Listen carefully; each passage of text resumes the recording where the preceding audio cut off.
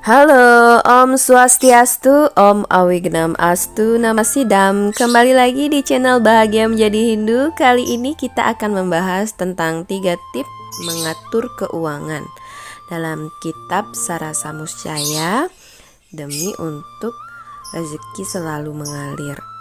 Jadi untuk kali ini kita akan membahas mengenai tentang itu. Mari kita saksikan bersama di channel Bahagia Menjadi Hindu ya.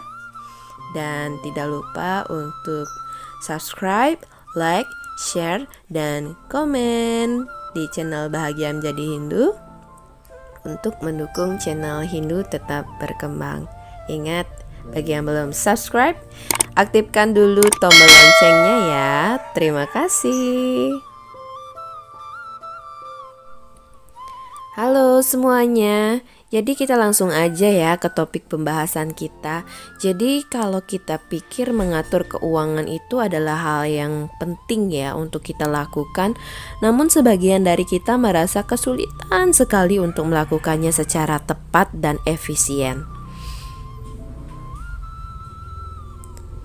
Nih, ada tips dalam agama Hindu mengenai ilmu ekonomi yang baik jika kita terapkan dalam kehidupan. Jadi, menurut Hindu, cara mengatur keuangan itu dijelaskan dalam Pustaka Suci Sarasa Muscaya Sloka 261 sampai 271. Di sini dijelaskan bahwa bagaimana caranya mendapatkan harta dan cara mengelolanya yang tidak boleh bertentangan dengan dharma atau kebenaran dan kebajikan. Kita awali ya dari yang tertulis dalam kitab Sarasa Muscaya Sloka 261 yang menyatakan lawan dekaping mangarjana maka paguanang dharma taya, yang artinya dan cara memperoleh sesuatu hendaknya lah senantiasa berdasarkan dharma atau kebaikan. Jadi kita dalam Hindu diajarkan untuk melakukan sesuatu berdasarkan kebaikan. Selanjutnya dalam Pustaka Suci Rigveda Mandala 1 Sukta 30 Sloka 5 yang berbunyi Wibutir Astu Sundrita, yang terjemahannya adalah semoga kemakmuran kami diperoleh dengan cara-cara yang jujur. Jadi hampir sama ya dengan Sloka Sarasa Muscaya yang kita bahas tadi. Jadi dalam Rigveda pun sama, kita diajarkan untuk bersikap jujur.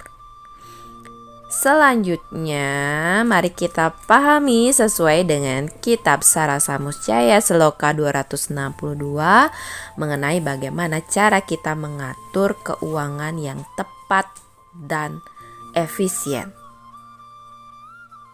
Bunyi slokanya adalah sebagai berikut.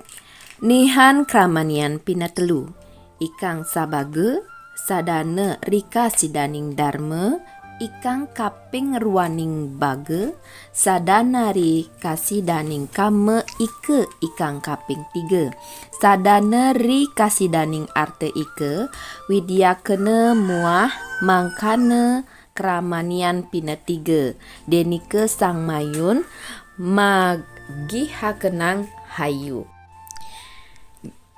Jadi dari sloka tersebut dapat diterjemahkan bahwa isinya adalah demikianlah hendaknya maka dibagi 3 hasil usaha itu. Yang satu bagian digunakan sebagai biaya mewujudkan dharma. Bagian yang kedua digunakan sebagai biaya untuk memenuhi kama atau untuk kenikmatan hidup. Dan bagian yang ketiga digunakan untuk mengembangkan harta melalui berbagai usaha. Kegiatan ekonomi agar berkembang lagi. Demikianlah hendaknya harta menghasilkan itu, dibagi 3 oleh mereka yang menginginkan kebahagiaan lahir dan batin.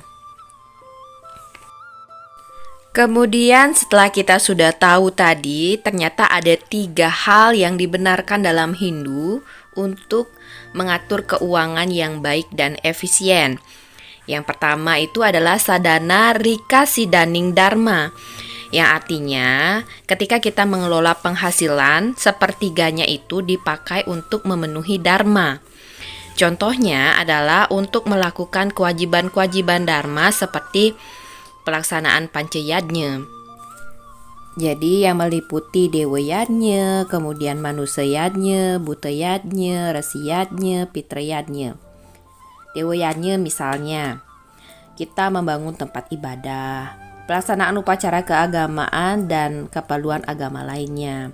Manusayadnya, keperluan sekolah atau pendidikan, upacara, pernikahan dan sebagainya. Pitrayadnya nih, keperluan upacara kematian atau persembahan kepada leluhur.